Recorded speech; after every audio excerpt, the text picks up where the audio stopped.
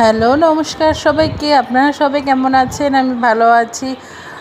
আজকে আপনাদের সাথে শেয়ার করছি নতুন একটা ভিডিও।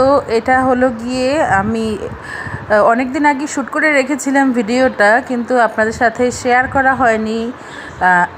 আমরা সেদিন বিরিয়ানি রান্না করেছিলাম, সেই ভিডিওটা শ্যুট করে রেখেছিলাম। তো আজকে ভাবলাম যে এই ভিডিওটাই এডিট করে শেয়ার করি আপনাদের সাথে। তো আজকে তাই শেয়ার করছি। তো প্রথমে আমরা ডিম সেদ্ধ করে নিচ্ছিলাম, তাই ডিম কড়াইতে বসিয়ে দিয়েছি।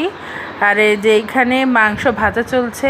সেদিন আমাদের মুরগির বিরিয়ানি রান্না করা হয়েছিল। এই যে পেঁয়াজ, কিশমিশ, তারপরে হলো গিয়ে আলু বোখরা, এখানে সব কিছু রেডি করা হচ্ছিল। আর এই যে এখানে নিচে মশলা বাটা হচ্ছিল, বিরিয়ানির মশলা, আদা, পেঁয়াজ, রসুন, যাবতীয় যা লাগে সব কিছু এখানে বেটে নেওয়া হচ্ছিল। এই যে মাংস ফ্রাই চলছে। মাংসটাকে সামান্য একটু লবণ দিয়ে মেখে তারপরে ভেজে নিচ্ছিলাম।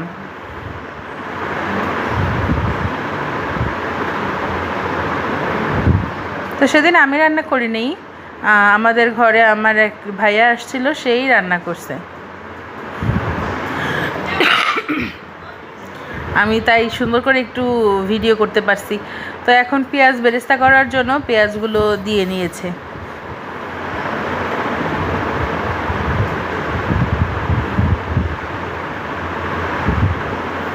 পেঁয়াজ বেরেস্তা হচ্ছে। পেঁয়াজ বেরেস্তা আসলে আমার করতে অনেক ভয়ও লাগে, আবার খুব কেমন যেন লাগে। কারণ পেঁয়াজ অনেক সময় দেখা যায় কি কেমন যেন বেশি লাল হয়ে যায়, আবার অনেক সময় মনে হয় যেন পুড়ে যাচ্ছে। আমি সঠিক টাইমে পেঁয়াজ বেরেস্তাটা এখনও উঠাতে পারি না। আমার মনে হয় যেন পুড়ে গেছে বা পুড়ে যাচ্ছে, এরকমই লাগে। তো এই যে দেখছেন কি সুন্দর পেঁয়াজ বেরেস্তা সুন্দর টাইম মতো উঠিয়ে নিচ্ছে। কত সুন্দর হয়েছে বেরেস্তার কালারটা।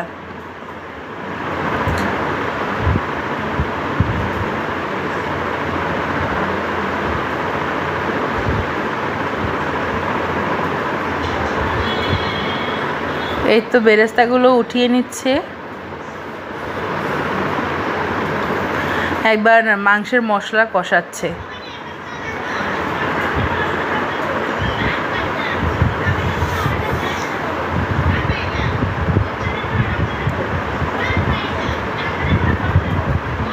পেঁয়াজ, রসুন, গরম মশলা, আদা বাটা, জিরা বাটা এখন দিয়ে দিল।